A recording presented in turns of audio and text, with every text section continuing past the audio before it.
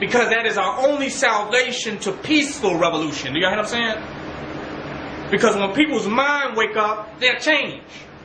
So I will vanguard the process of revolution through the dissemination of information. That process must happen. Some black people out here that are pimps, that are capitalizing off revolution and nation building, I think they some good guys. They got some good personalities. They're nice. But what nation building is what it is. I don't care how cool, how nice, and how likable you appear. I don't care how many people favor you because it's the popular thing for you to be favored. Revolution is not popular. Truth is not a popularity contest. It's not. It's what it is. So I don't care about these individuals that people have been forced or coerced to liking.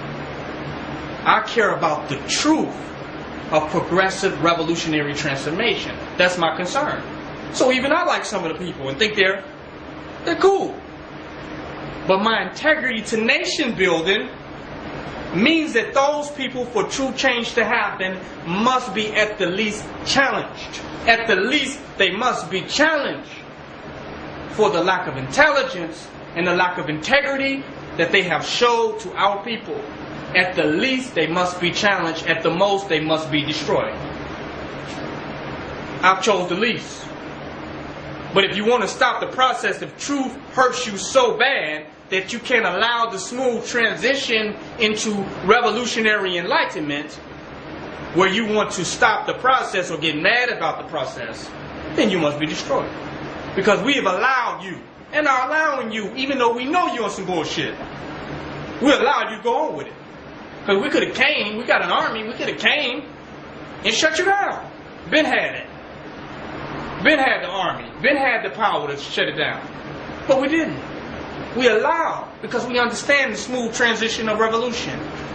We understand that we want a conscious enlightenment. We don't want a tyrannical, brutish force of tyranny against our own people, irregardless of what state of consciousness that they at. We don't want a black martial law to go and kick in doors and start burning black devils. This is not what we want. We want a smooth evolution of the consciousness of our people. So we refuse to get to participate in that type of madness. But what we will do vigilantly is disseminate the truth and enlighten people to the reality of nation building. Because in order to build a nation, there's an intelligent blueprint that must be followed. And to educate people on the intelligence of the blueprint, you must challenge the false notions and the appearances of nation building. You can't do one without doing the other. You can't do one without doing the other. Now, with the brother I challenged, YouTube was shutting down people's pages.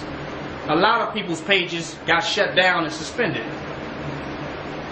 And we had some videos that were very impactful and revolutionary, for sure, to transform the consciousness of the people. YouTube would not let us stream the videos.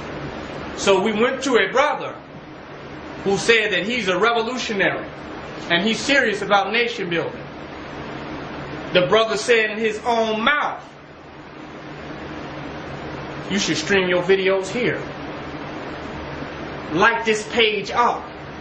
Put this powerful information on my page. I'm quoting him. Okay, brother. We put the information up. And he said, for putting that up on my page, in exchange, help me promote the lecture that I got coming up in Harlem. Help me promote it. I said, brother, we're against capitalism. But if we can help you, and it looks like you sincere, because capital can be used to nation building. In 80% of the cases, it's not. Do you hear what I'm saying? Just as much somebody getting a check once a week, but not buying in bulk. You make enough off a 4-week check where you can live off a year. Do y'all hear what I'm saying? You can live off a year if you buy bulk products.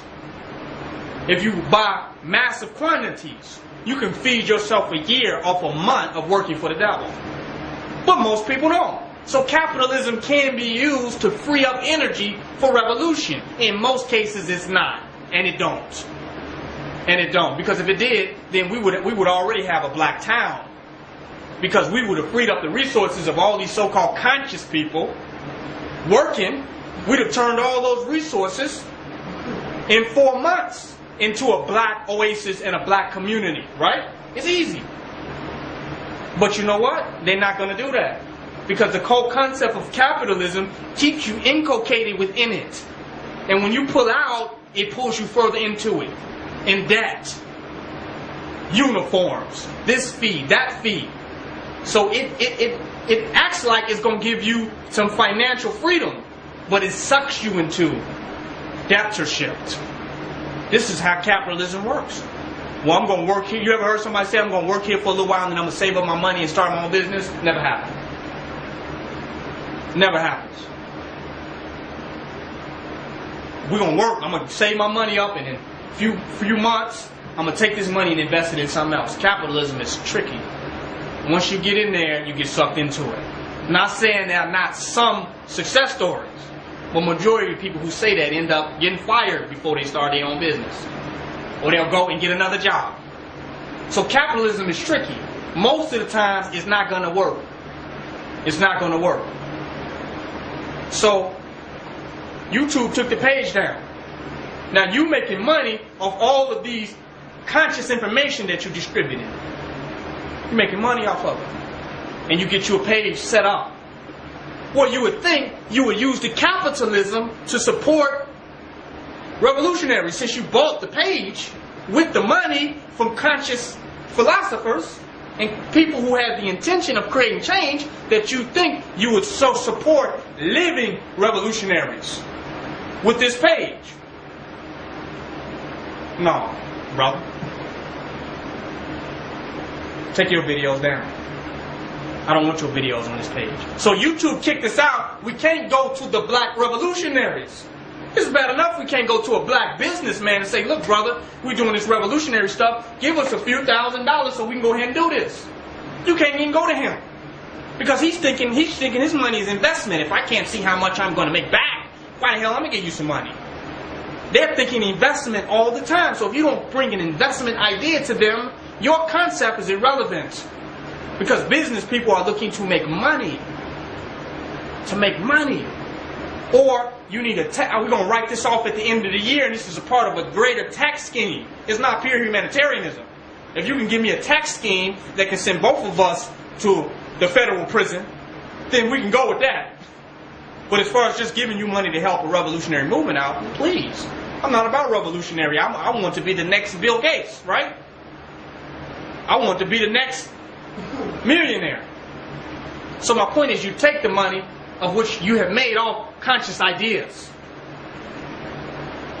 and you build a page. And when new revolutionaries, and stop these people talking about honor the elders and these. If you don't honor new revolutionaries, you don't honor the elders. Because if you was there in their time, you would not have honored them. You'd have found somebody older to honor. Is that right? You'd have honored somebody else then. And all the work that our elders did is great. Every contribution that they made does not go unappreciated. But it's living people with integrity and willpower, not just information. Integrity and willpower, and the desire to bring about change, and that are standing in key positions to cause change. That's what the revolution is on. The revolution is not based upon elders. It's not based upon people who have made transitions. Malcolm, great speaker, great orator, fiery person in his time. But there's no position Malcolm can stand in right now. So you can't tell me that you honor Malcolm and Fred Hampton